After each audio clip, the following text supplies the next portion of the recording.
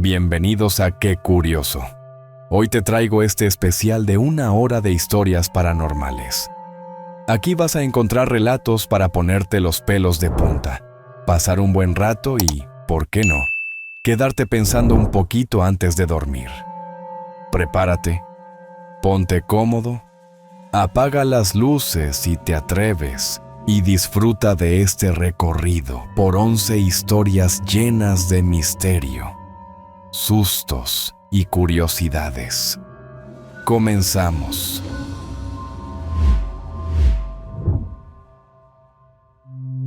Dicen que los viajes de noche tienen algo especial, un aire de misterio, de silencio, de soledad.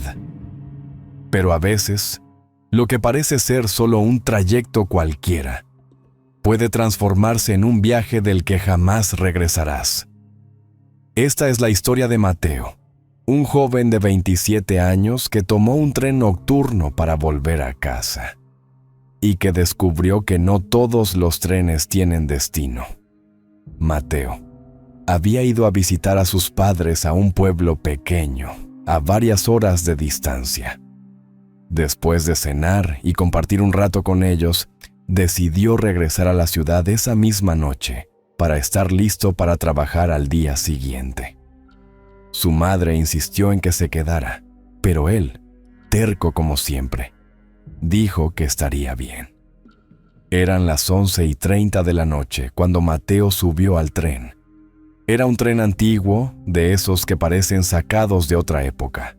Asientos de terciopelo rojo, ventanas amplias, lámparas pequeñas sobre cada asiento.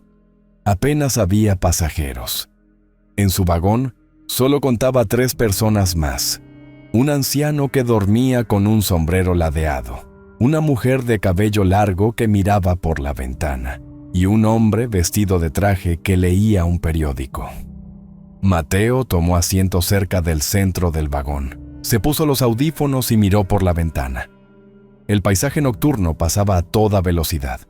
Campos vacíos, colinas, algunas luces lejanas de casas. Todo parecía normal. Hasta que pasó la primera hora. Miró su reloj. Eran la 1 de la mañana. El tren seguía en marcha. Miró por la ventana. Seguían pasando campos y colinas, pero no parecía acercarse ninguna estación. Comenzó a sentirse incómodo. Sacó los audífonos y miró alrededor. Los demás pasajeros seguían igual.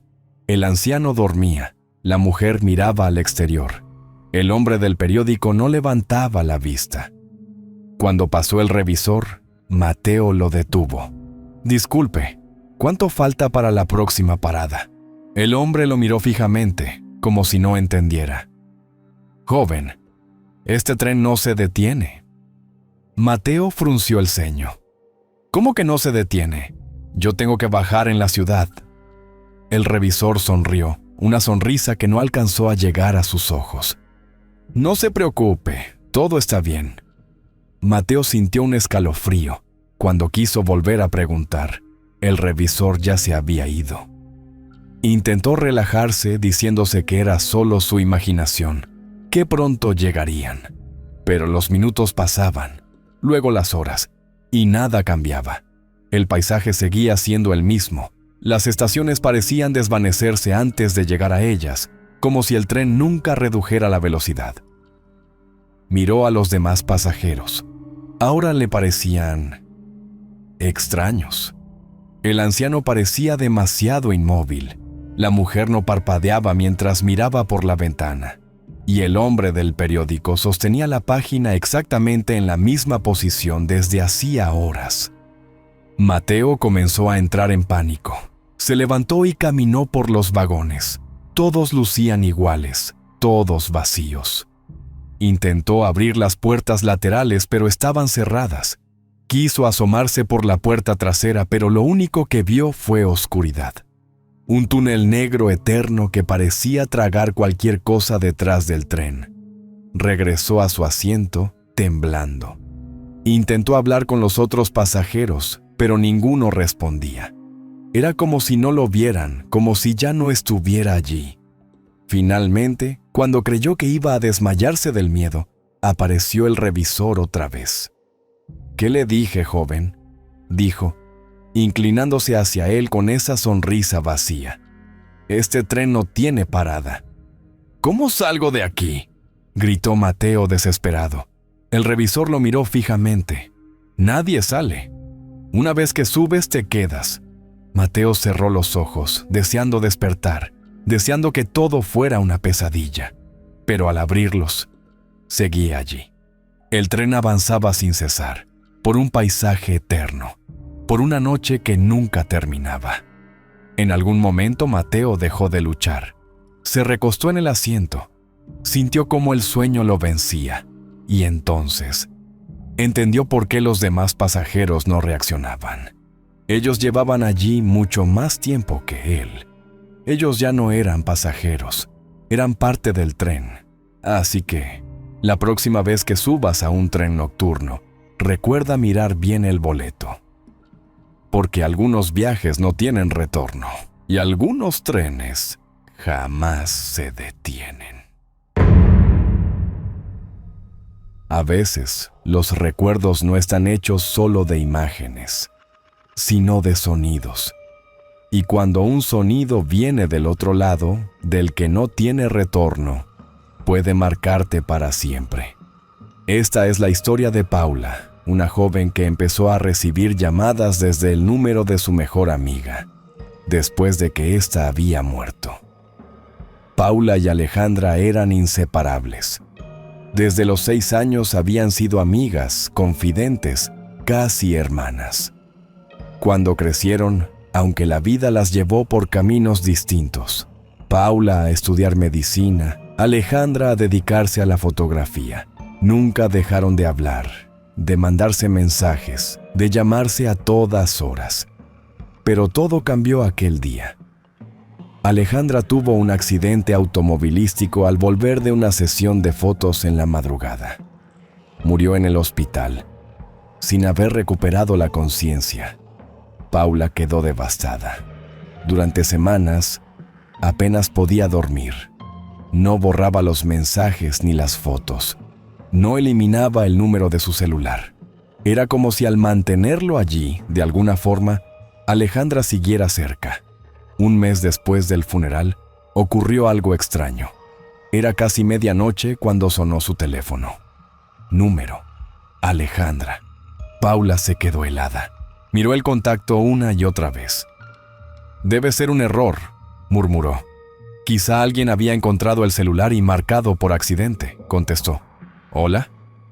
Nada, solo un susurro lejano, como viento. «¿Quién es?» Nada. Finalmente colgó, temblando. A la mañana siguiente, fue a casa de los padres de Alejandra. Ellos le confirmaron que habían cancelado el número después del accidente. «No puede ser», dijeron. Paula intentó calmarse. Tal vez era un error de red. Tal vez alguien había conseguido el número viejo. Intentó convencerse de eso. Pero la noche siguiente volvió a sonar. Número: Alejandra. Esta vez Paula no contestó. El teléfono sonó durante largos minutos, vibrando una y otra vez en su mesa de noche. Finalmente, cayó en silencio. Las noches siguientes, las llamadas siguieron llegando. Siempre cerca de la medianoche, siempre del mismo número. Cuando lo bloqueó, las llamadas comenzaron a llegar desde números desconocidos.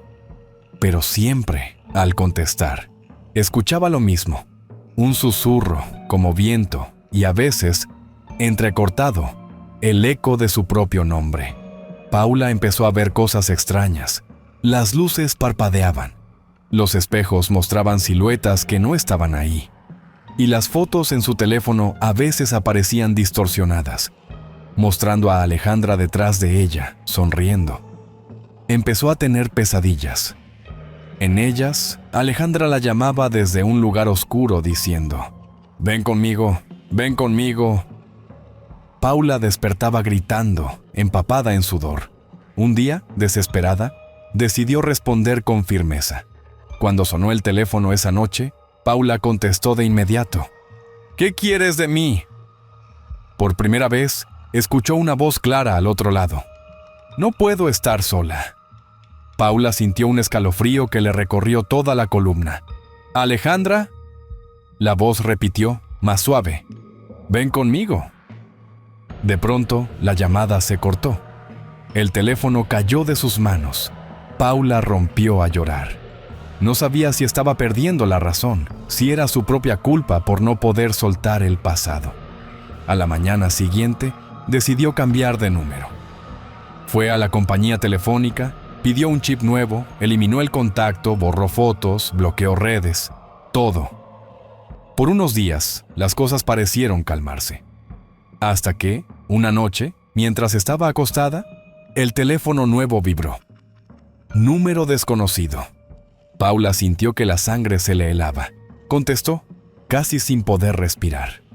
«¿Hola?». La voz al otro lado dijo suavemente, «Paula, soy yo». Ella dejó caer el teléfono. El sonido seguía saliendo del altavoz. «No puedes huir. No puedes dejarme sola». A partir de ese momento, Paula ya no pudo dormir tranquila. Sabía que no importaba cuántas veces cambiara de número, cuántas veces intentara escapar, porque algunas conexiones no se rompen. Algunas voces, incluso desde el otro lado, saben encontrarte. Dicen que el amor verdadero nunca muere, pero también dicen que, a veces, lo que regresa no es lo que esperábamos. Si alguna vez recibes una llamada a medianoche de alguien que sabes que no debería llamarte, piénsalo bien antes de contestar. Dicen que los espejos son las ventanas del alma, que no solo reflejan lo que está frente a ellos, sino lo que está al otro lado. ¿Alguna vez has sentido que, cuando te miras, algo más te observa? Esta es la historia de Camila, una chica común, que descubriría que no todos los reflejos son inocentes. Camila tenía 24 años. Era estudiante universitaria y se había mudado de ciudad para cumplir su sueño de estudiar bellas artes. Como muchos estudiantes, no tenía mucho dinero, así que se dedicó a buscar un lugar económico donde vivir. Tras varios días de búsqueda, encontró un anuncio peculiar: cuarto en casa antigua, económico, céntrico. Incluye muebles y baño compartido. Las fotos mostraban un lugar pequeño, algo antiguo, pero acogedor. El detalle que llamó su atención, y que luego desearía haber ignorado, fue que el cuarto tenía 2 grandes espejos. Uno estaba colgado en la pared frente a la cama, y otro encima de un viejo tocador de madera. Estaban enfrentados, creando un efecto curioso. Cuando te parabas frente a uno, veías tu reflejo repetido infinitamente, como un túnel sin fin. Camila pensó que era encantador, algo estético, perfecto para sus fotos de Instagram. El dueño, un hombre mayor de unos 60 años, le explicó que la casa era vieja, construida a principios del siglo pasado, y que tenía algunos detalles que podían parecer anticuados. Camila no se preocupó por eso. Firmó el contrato, pagó el primer mes y se mudó de inmediato. La primera noche transcurrió sin problemas. Camila se acomodó en su nueva cama, colgó algunas luces decorativas en las paredes y se tomó selfies frente a los espejos, jugando con los reflejos infinitos.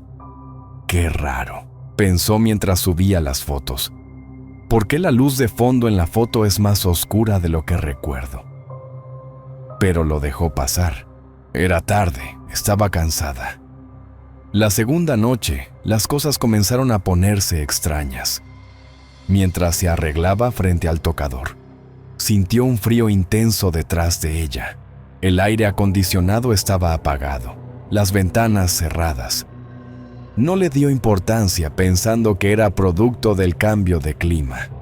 Sin embargo, al mirar al espejo, le pareció que la habitación detrás de ella se veía distinta.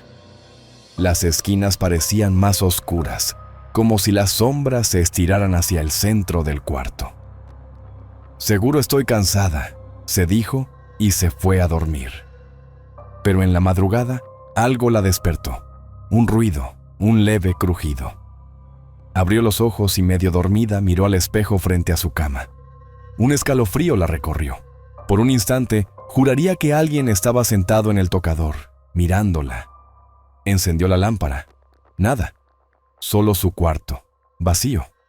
A la mañana siguiente, le comentó al dueño lo que había sentido. Él soltó una risa incómoda. «Esta casa es vieja, señorita. A veces cruje. A veces guarda ecos. No se preocupe, acostúmbrese». Camila intentó relajarse, pero noche tras noche las sensaciones se empeoraron. Ya no era solo el frío. Ahora las luces titilaban, los espejos parecían empañarse, y a veces, cuando se acercaba, creía ver marcas de dedos sobre el vidrio. Manchas pequeñas, como si alguien las hubiera dejado desde dentro. Comenzó a tener pesadillas. En sus sueños, estaba sentada frente al tocador, y del espejo emergía una figura pálida, masculina, con una sonrisa torcida y los ojos completamente negros. Intentaba gritar, pero no podía.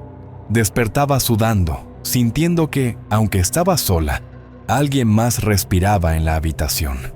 Un día, decidió cubrir los espejos con sábanas. «Así dormiré tranquila», pensó. Y funcionó. Por una noche. La siguiente mañana, al despertar, encontró las sábanas cuidadosamente dobladas a los pies de la cama, como si alguien las hubiera retirado con cuidado. Aterrada, confrontó al dueño. «Le juro que no fui yo. No duermo sonámbula». El hombre levantó las manos. «Aquí nadie entra a su cuarto, señorita. Nadie tiene llaves». Esa noche, Camila no podía dormir. El miedo se había apoderado de ella. Finalmente, se quedó dormida de madrugada. Pero algo la despertó cerca del amanecer. Un sonido suave, como un susurro. Abrió los ojos lentamente y miró al espejo frente a la cama. Y entonces lo vio. Había alguien acostado a su lado. En el reflejo, claramente, una figura estaba recostada junto a ella, mirándola fijamente. Camila sintió que su corazón se paralizaba. Lentamente, giró la cabeza. Nada. No había nadie. Pero cuando volvió la vista al espejo, la figura seguía ahí, sonriendo. Fue entonces cuando se levantó de golpe, agarró una maleta y empezó a empacar lo que podía. Ni siquiera esperó al amanecer completo. Salió corriendo de la casa, dejando atrás objetos, ropa, todo lo que no cupiera en su maleta. Desde ese día, Camila no ha vuelto a mirarse en un espejo. Usa solo cámaras de su celular, evita vitrinas, evita vidrios. Porque, aunque se fue, a veces, cuando pasa junto a una superficie reflectante, siente que alguien la sigue. Y siempre, al fondo, entre las sombras, esos mismos ojos, observándola. Dicen que los espejos son portales. Y una vez que se abren, lo que hay al otro lado nunca vuelve a cerrarse. En la costa, los faros no son solo guías para los barcos. Son guardianes silenciosos, vigilantes de las noches más oscuras.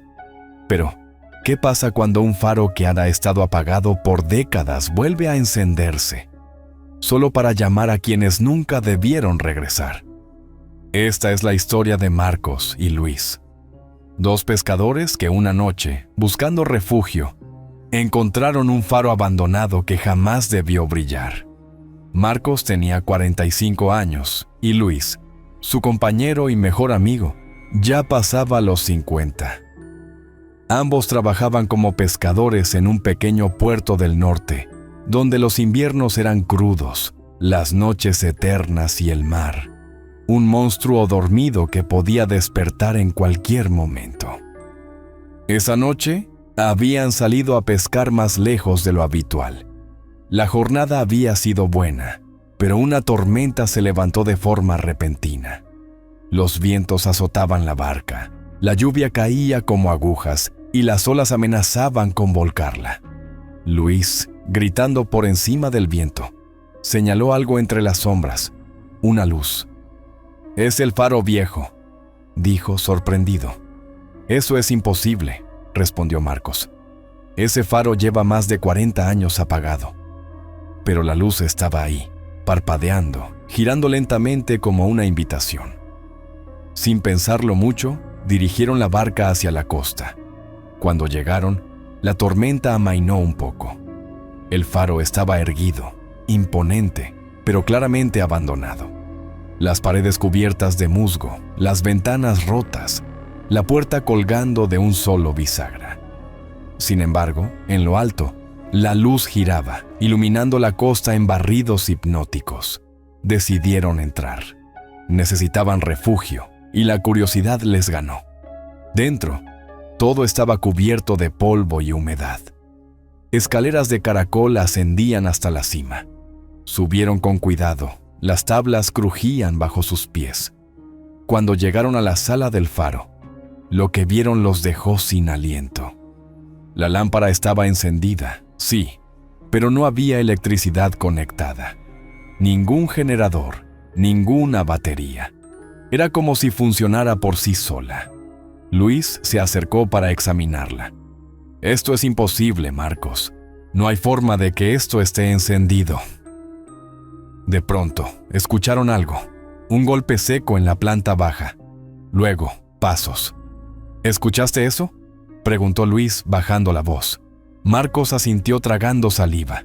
«No estamos solos». Los pasos subían lentamente por la escalera de caracol. «¿Hola?», gritó Marcos, tratando de sonar valiente. Ninguna respuesta, solo los pasos, cada vez más se acerca. Luis agarró un pedazo de madera del suelo, listo para defenderse. Cuando la figura apareció en la entrada de la sala, los dos quedaron helados. Era un hombre vestido con un uniforme antiguo de guardafaros, la piel grisácea, los ojos hundidos, y un hilo de agua marina que goteaba de su cuerpo empapado.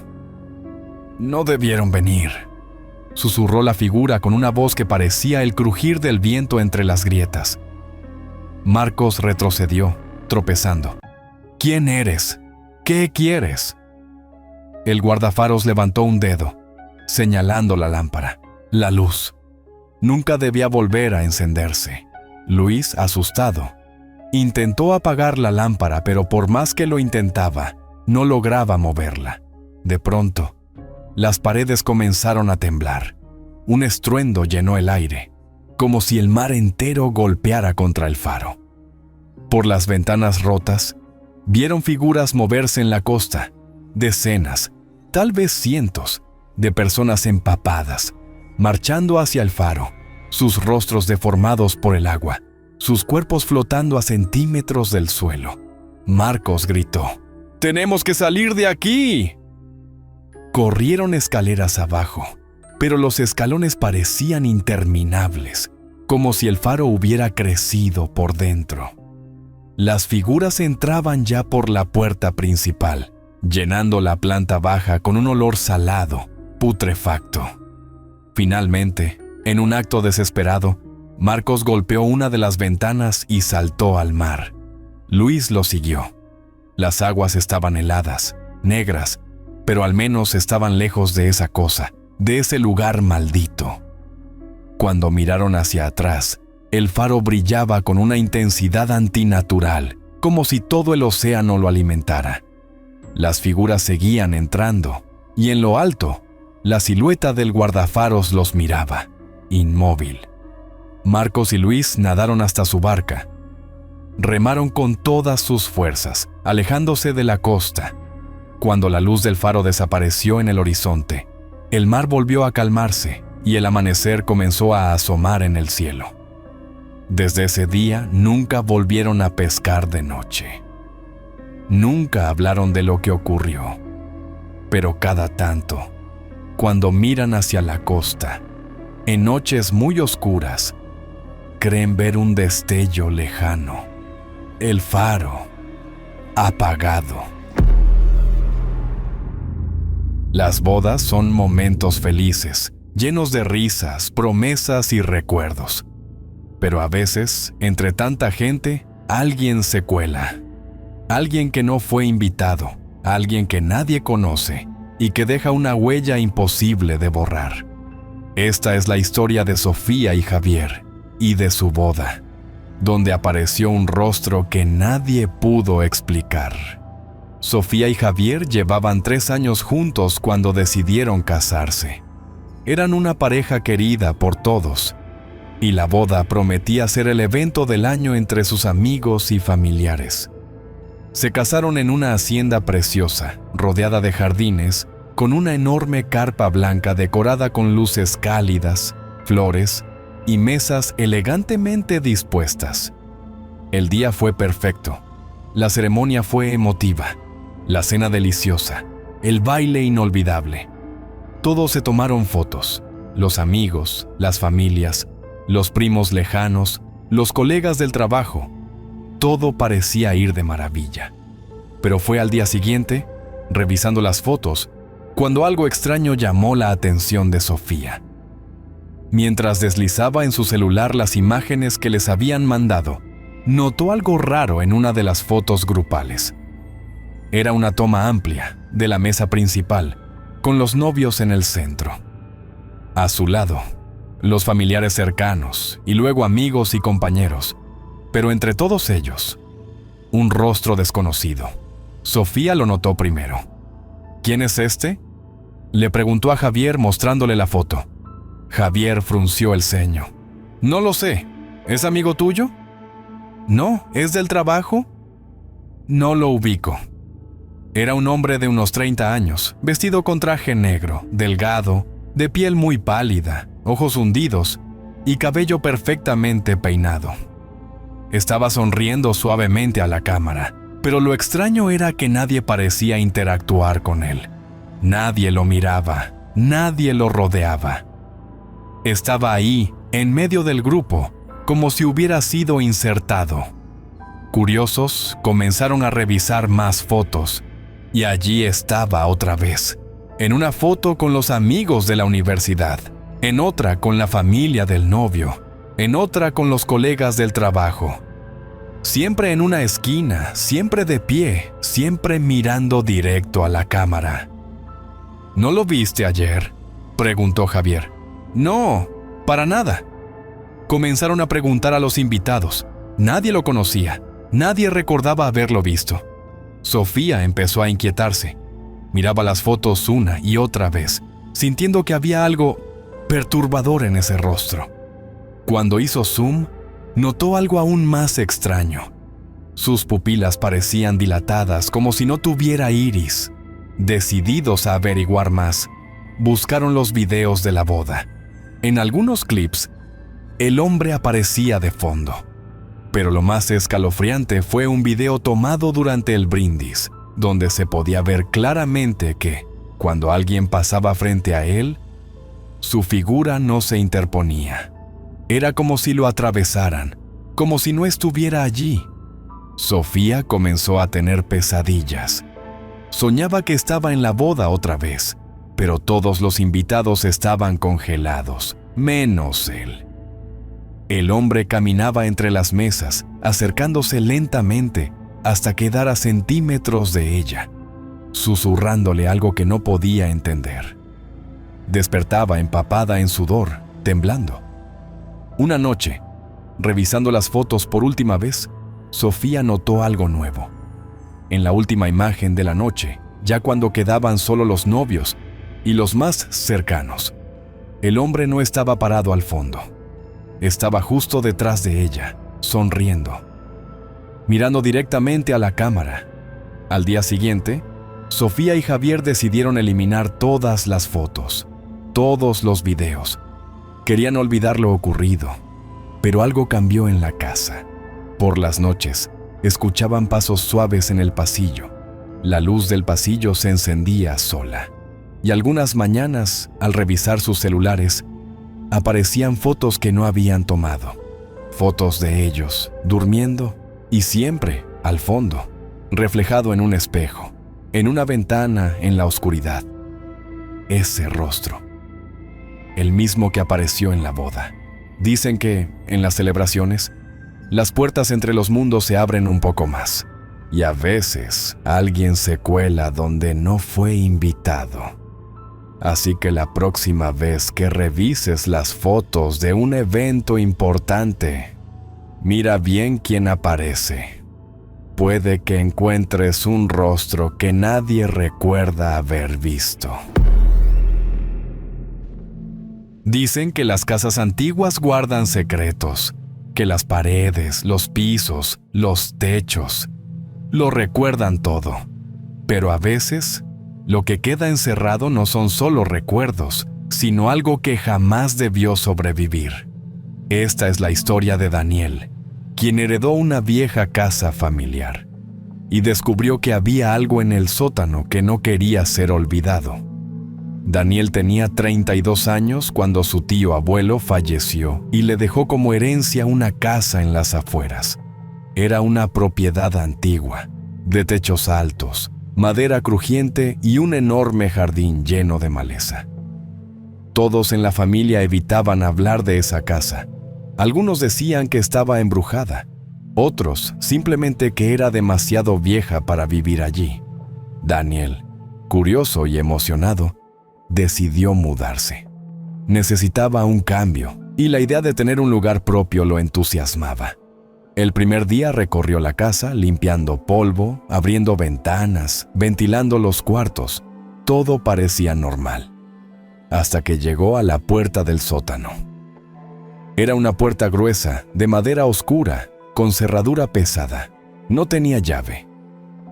Al intentar abrirla, Daniel escuchó un leve crujido al otro lado, como si algo se moviera. Decidió dejarlo para después. Las primeras noches pasaron tranquilas, pero poco a poco comenzó a notar cosas extrañas, ruidos, golpes suaves provenientes del piso inferior, susurros casi imperceptibles. A veces, mientras dormía, creía escuchar su nombre, dicho con una voz seca y susurrante. Un día, mientras limpiaba el despacho del abuelo, encontró una caja con llaves antiguas. Una de ellas era grande, pesada, con una forma peculiar. Intrigado, fue a la puerta del sótano y la probó.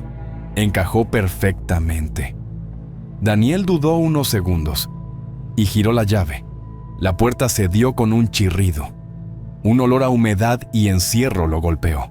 Bajó las escaleras con una linterna, sintiendo cómo el aire se volvía más frío. El sótano era amplio, con paredes de piedra y suelo de tierra. Estaba lleno de cajas viejas, muebles rotos, trastos cubiertos por sábanas. Pero lo que llamó su atención fue una pared al fondo, que parecía distinta. Estaba más limpia, con marcas recientes, como si alguien hubiera estado allí. Se acercó, golpeó suavemente. Sonó hueco. Era un muro falso. Usando una barra de hierro, logró romper parte del muro. Detrás, encontró una pequeña habitación sellada, apenas más grande que un armario. Y allí, en el centro, una silla de madera con correas, manchada de óxido. En las paredes, marcas de arañazos. Y en el aire, un lamento. Un susurro apenas audible que parecía venir de todas partes. Daniel retrocedió asustado. Pero entonces, la linterna parpadeó. El aire se volvió helado. Y entre las sombras, una figura comenzó a formarse. Una silueta delgada, encorvada, de rostro desfigurado y ojos vacíos. El lamento creció, llenando la habitación, haciéndolo vibrar todo. Daniel corrió escaleras arriba, pero la puerta se cerró de golpe. Golpeó, gritó, intentó forzarla, pero no cedía. Detrás de él, los lamentos se transformaban en susurros, palabras incomprensibles que lo rodeaban, como si miles de voces habitaran ese lugar. Finalmente, con un esfuerzo desesperado, empujó la puerta y salió, cayendo de rodillas en el pasillo. Al girarse, vio como la puerta del sótano se cerraba sola, lenta, como si una mano invisible la empujara. Daniel dejó la casa esa misma noche. Tiempo después, investigó la historia de la casa. descubrió que uno de sus ancestros había usado el sótano como lugar de castigo.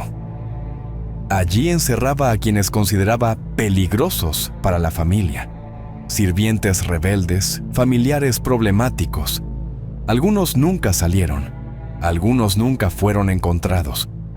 Desde entonces, la casa ha permanecido vacía. Dicen los vecinos que, en noches muy silenciosas, cuando se pasa frente a esa casa, se pueden escuchar lamentos saliendo del sótano, como si las almas encerradas siguieran allí, esperando. Las casas antiguas guardan secretos, pero no todos los secretos quieren ser descubiertos. Así que, si heredas una casa vieja, piénsalo 2 veces antes de abrir esa puerta cerrada. Puede que lo que encuentres no quiera dejarte ir. Hay lugares en los que la naturaleza guarda secretos. Bosques que han visto cosas que ya nadie recuerda. Árboles que han sido testigos de desapariciones, de voces apagadas, de pasos que nunca regresaron. Esta es la historia de un grupo de amigos que, en una noche de campamento, conocieron a alguien que nunca debió estar allí. Era un grupo de 6 amigos: Laura, Diego, Pablo, Camila, Andrés y Mariana. Decidieron salir un fin de semana a acampar a un bosque famoso por sus paisajes, sus senderos y, para los más supersticiosos, sus leyendas. Llegaron en la tarde, instalaron sus tiendas de campaña, encendieron la fogata y disfrutaron de la noche bajo las estrellas. Reían, contaban historias, asaban malvaviscos. Todo parecía perfecto.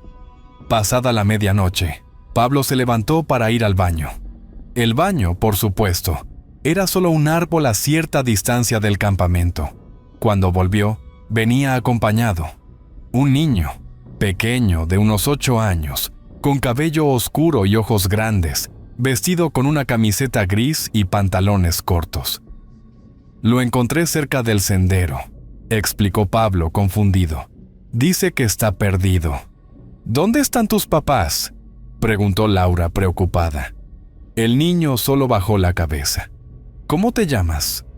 Silencio. ¿Quieres quedarte aquí hasta que amanezca? Podemos ayudarte a buscar a tu familia mañana. El niño asintió lentamente. El grupo trató de relajarse. Siguieron conversando, pero algo se sentía extraño. El niño no hablaba, no comía, no respondía a las preguntas. Solo miraba fijamente el fuego, como hipnotizado. «Quizá está en shock», dijo Camila en voz baja. «Sí, mañana lo llevamos a buscar ayuda», añadió Diego. Finalmente, decidieron irse a dormir. El niño se quedó sentado junto a la fogata, mirando las llamas. Durante la noche, Laura despertó por un ruido, un suave crujido, como de pasos. Abrió la tienda de campaña y vio al niño parado justo frente a ella. «¿Qué pasa?», preguntó con voz temblorosa. El niño la miró fijamente y susurró: «¿Puedo dormir contigo?». Laura dudó, pero sintió pena. «Claro, entra». El niño se acostó al lado, dándole la espalda. Laura cerró los ojos, intentando volver a dormir, pero entonces lo escuchó. Un susurro. «¿Dónde están todos?». Abrió los ojos. El niño ya no estaba acostado. Se giró, pero la tienda estaba vacía. Al salir, vio que las demás tiendas también estaban abiertas. Sus amigos habían salido, buscándolo. Los encontró en el claro, todos reunidos, con rostros pálidos. «¿Lo viste?», preguntó Andrés.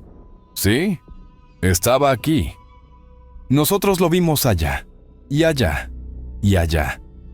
Todos lo habían visto, en diferentes partes del campamento, al mismo tiempo. De pronto escucharon risas, risas de niño, pero no venían de un solo lugar.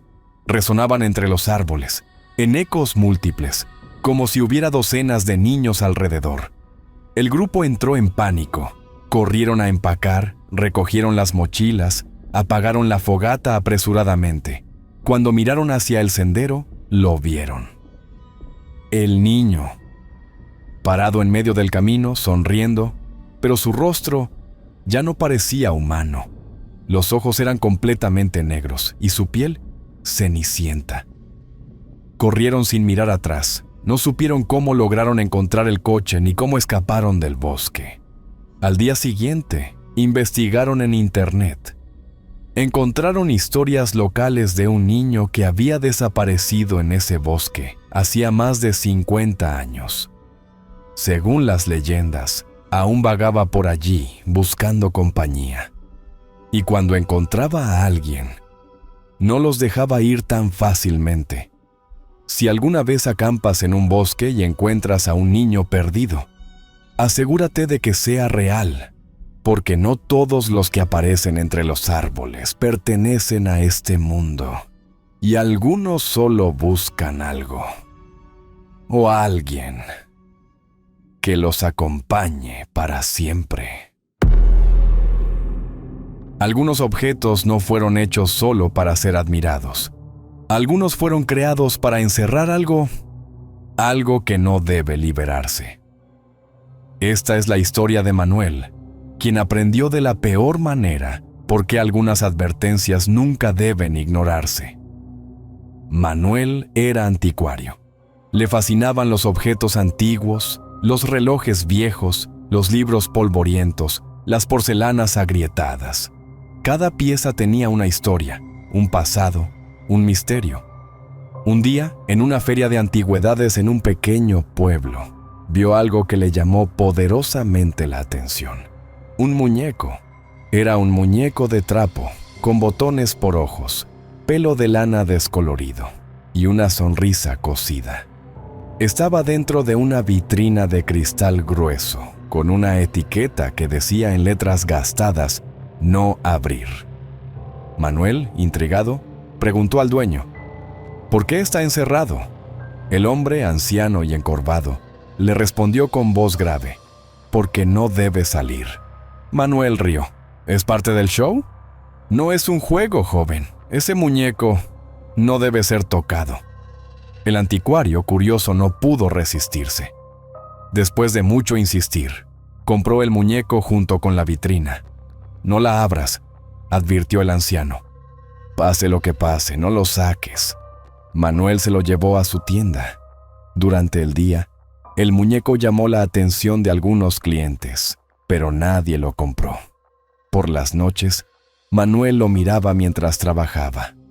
Algo en esa sonrisa cosida lo inquietaba, pero no sabía por qué. Un viernes, mientras cerraba la tienda, escuchó un golpe. Provenía del estante donde estaba el muñeco. Al acercarse, vio que la vitrina estaba ligeramente movida. Seguro vibró con el camión de afuera, se dijo. La acomodó y se fue. Pero los días siguientes, los golpes se hicieron más frecuentes. Tac, tac, tac. Siempre por la noche. Hasta que un día encontró la vitrina desplazada varios centímetros, como si algo adentro hubiera empujado con fuerza. «Basta», murmuró nervioso. La examinó. El cristal estaba perfectamente sellado. Pero esa noche no pudo dormir. Cerca de las 3 de la madrugada, escuchó un ruido en el piso inferior, donde estaba su tienda. Bajó temblando, linterna en mano. La vitrina estaba abierta. El muñeco sentado fuera, en el suelo. Manuel sintió un escalofrío recorrerle la espalda. Lo levantó rápidamente, lo devolvió a la vitrina y la cerró con fuerza. Al día siguiente, decidió investigar. Preguntó a otros anticuarios. Buscó en registros antiguos. Habló con coleccionistas. Finalmente, encontró a un hombre que sabía la historia. Ese muñeco fue hecho hace más de 100 años por una mujer que practicaba brujería. Dicen que le cosió dentro algo de sí misma. Su odio, su resentimiento, su rencor. Quien abre la vitrina, libera lo que está dentro. Manuel quiso deshacerse del muñeco, pero ningún comprador lo aceptaba. Esa noche, decidió encerrarlo en una caja, envolverlo con cadenas y guardarlo en el sótano. pero mientras lo hacía, escuchó un susurro. ¿Por qué me encierras? Giró en seco. No había nadie. Estoy perdiendo la cabeza, se dijo. Sin embargo, cuando regresó al sótano horas después, encontró las cadenas rotas, la caja vacía. El muñeco estaba sentado en el escalón superior. Desde esa noche, Manuel desapareció. Los vecinos dicen que escuchaban golpes, risas, pasos diminutos en su tienda, pero nadie lo volvió a ver. Cuando finalmente las autoridades entraron, encontraron la tienda vacía. Solo un detalle llamó la atención. Sobre el mostrador, dentro de la vitrina, estaba el muñeco, sonriendo. Algunos objetos no son simples recuerdos, algunos son prisiones, y cuando las abres, puede que lo que liberes no quiera regresar. Si alguna vez ves un letrero que diga "no abrir", piénsalo 2 veces. Puede que sea tu única advertencia. Los lagos congelados son como espejos rotos. Desde arriba parecen tranquilos, perfectos, silenciosos. Pero bajo esa superficie quebradiza se esconden secretos, atrapados en un frío eterno. Esta es la historia de Samuel, un pescador acostumbrado a enfrentarse al invierno. Hasta que un día miró bajo el hielo y desearía nunca haberlo hecho. Samuel era un hombre de 45 años, curtido por el viento y el frío de la región montañosa donde vivía. Desde joven, había aprendido el arte de la pesca en hielo. Perforar agujeros en la superficie congelada, pasar horas esperando pacientemente, sintiendo cómo la quietud del lago se apoderaba de él. Para muchos, era una actividad solitaria, aburrida. Para Samuel, era su escape, su refugio. Cada invierno, cuando los demás buscaban calor en sus casas, él se abrigaba, cargaba su equipo y caminaba hacia el lago helado. Allí, rodeado por la vastedad blanca, encontraba una paz que no hallaba en ningún otro lado. Pero ese invierno sería diferente. Era enero. El frío era tan intenso que los árboles crujían, las ramas estallaban, y el hielo del lago formaba grietas profundas. Samuel decidió probar suerte en un punto más alejado, donde nadie más pescaba. Sabía que allí podía encontrar peces grandes, poco molestados por otros pescadores. Instaló su equipo, perforó un agujero y se acomodó. Pasaron horas. Nada. Frustrado se levantó para explorar. Caminó por el hielo, atento a cada paso. El silencio era tan profundo que podía escuchar su propia respiración. Y entonces lo vio. Bajo el hielo, una figura oscura. Samuel se agachó, rascó el hielo con los guantes y se inclinó. Era una mujer. Flotaba justo debajo, atrapada, con los brazos extendidos hacia la superficie. Vestía un vestido largo, desgarrado, y su cabello flotaba como algas. Lo peor eran los ojos, abiertos, fijos en él. Samuel gritó, golpeó el hielo con desesperación. Intentó romperlo, buscó alguna señal de vida, pero no había nada. El cuerpo parecía congelado hacía tiempo. «Dios mío», murmuró, sintiendo el pánico apoderarse de su pecho. Sacó su teléfono, pero no había señal. Corrió a buscar ayuda, pero al volver la vista, la figura ya no estaba. El agua bajo el hielo estaba vacía. Aterrorizado, retrocedió lentamente. Cada paso parecía resonar como un eco en la superficie helada. De pronto, escuchó un crujido. Miró hacia abajo. Bajo sus pies, la mujer había reaparecido directamente debajo de él, y esta vez estaba sonriendo. Samuel soltó un grito ahogado. Corrió hacia la orilla, sintiendo cómo el hielo crujía bajo sus botas. Detrás de él, las grietas se extendían como si algo lo persiguiera, como si manos invisibles golpearan desde abajo. Al llegar a tierra firme, se giró, jadeando. El lago parecía calmo otra vez, pero justo en el centro, bajo la superficie, vio por última vez su rostro. La mujer, inmóvil, mirándolo. Samuel huyó. Esa noche no pudo dormir. Cada vez que cerraba los ojos veía esa sonrisa, esa mirada fija. Al día siguiente, fue con la policía. Los agentes lo escucharon pacientemente, pero no encontraron rastros. Ningún cuerpo, ninguna señal. Le dijeron que el frío puede jugarle malas pasadas a la mente, que quizás fue una alucinación causada por la fatiga. Samuel quería creerles, pero sabía lo que había visto. Durante las semanas siguientes, comenzó a tener sueños. Soñaba que estaba en el lago, atrapado bajo el hielo. Miraba hacia arriba y veía su propio reflejo. Pero cuando trataba de gritar, cuando intentaba moverse, una mano lo sujetaba del tobillo, y al mirar hacia abajo, ahí estaba ella, esperándolo. Intentó evitar volver al lago, pero algo lo llamaba. Cada noche escuchaba golpes, como si alguien tocara su ventana. Cuando se asomaba, solo veía la nieve caer. A veces encontraba huellas extrañas en el suelo helado, que comenzaban en la nada y terminaban justo bajo su ventana. Finalmente, una noche, incapaz de soportarlo más, volvió al lago. La luna llena iluminaba la superficie congelada, y en medio del lago, Samuel vio una silueta. «No puede ser», susurró, temblando. Era ella, de pie sobre el hielo, con el cabello mojado cayéndole sobre el rostro.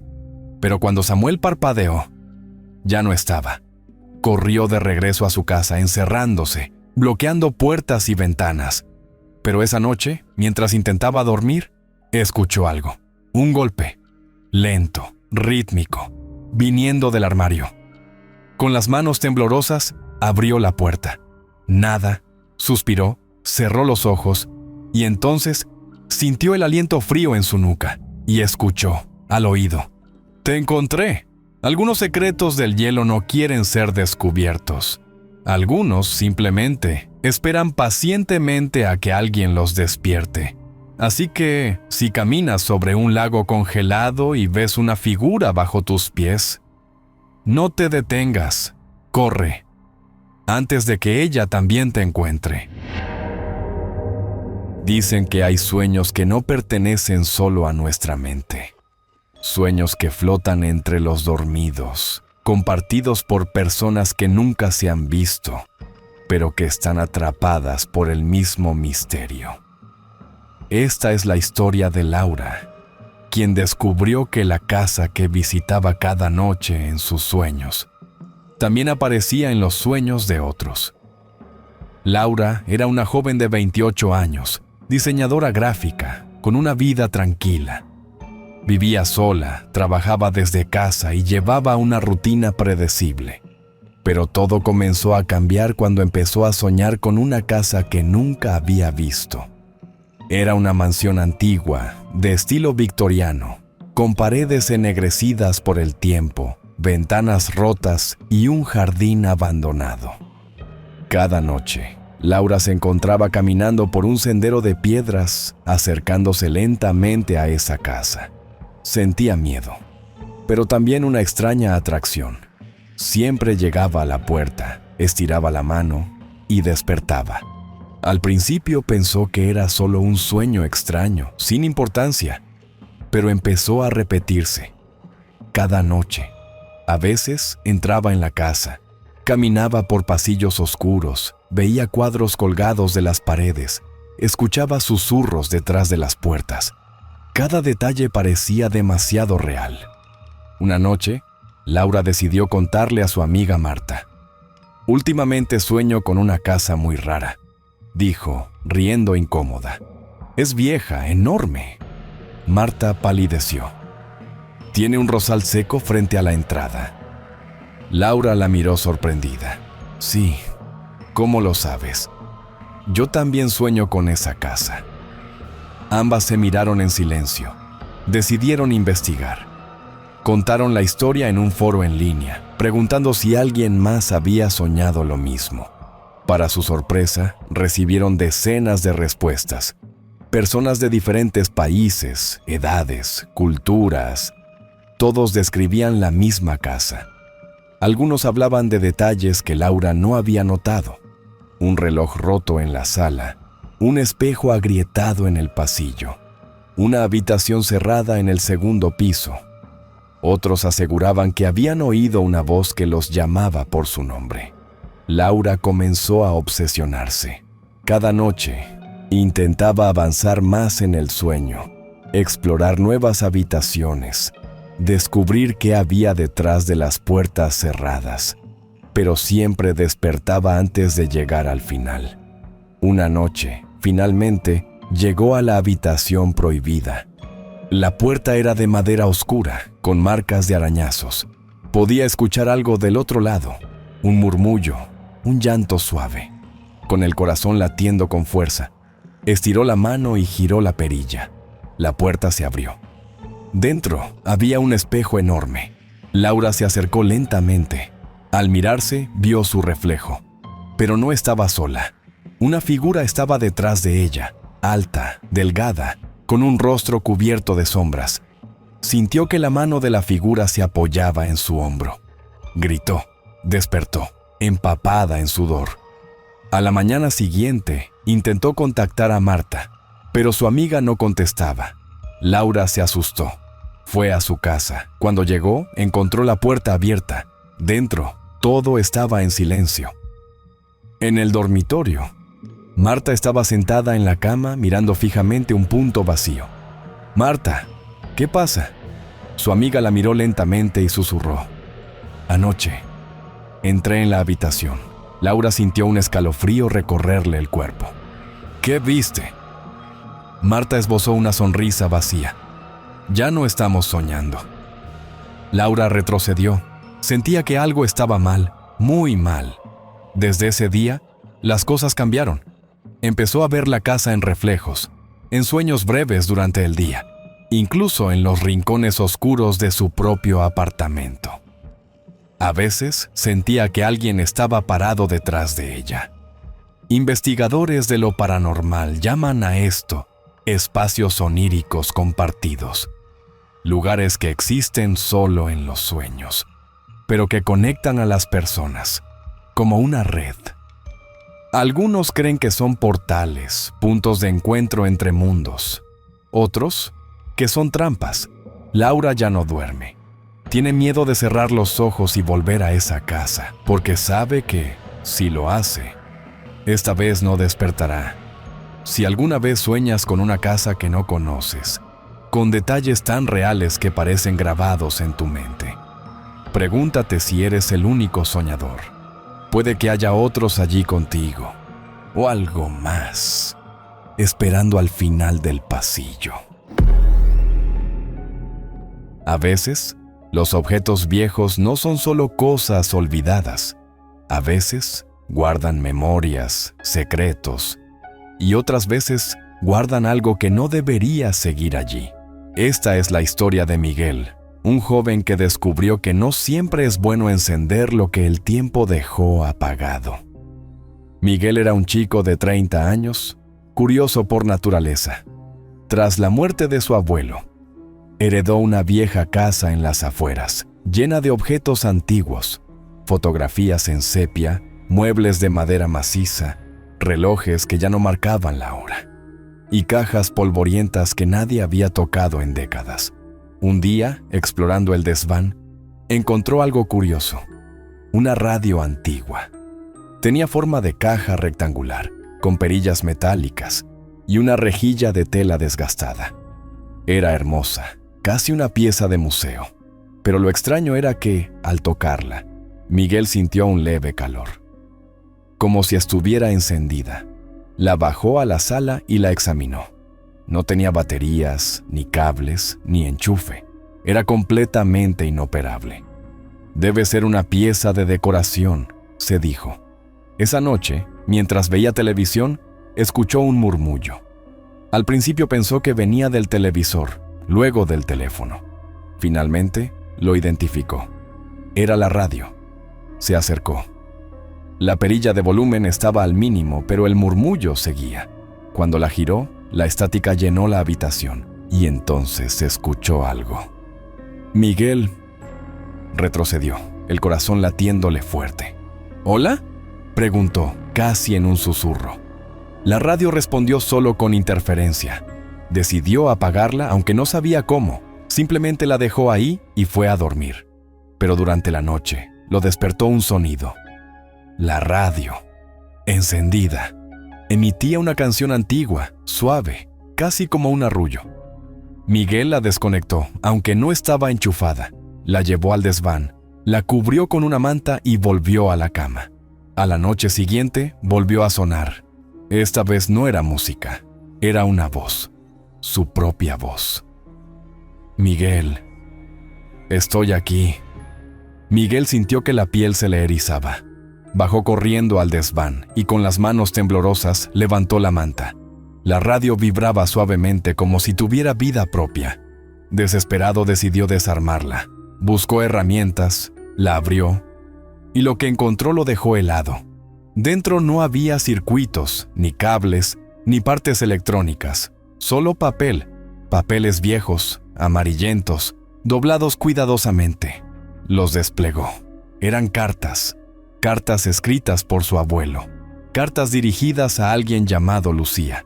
El último mensaje decía: Lucía, aunque ya no puedas contestarme, seguiré hablando contigo cada noche. Miguel sintió un nudo en el estómago. Recordó que su abuela se llamaba Lucía y que había muerto cuando su padre era apenas un niño. Volvió a encender la radio. La estática llenó la habitación y entonces, suave, como un suspiro. ¿Miguel? Él tragó saliva.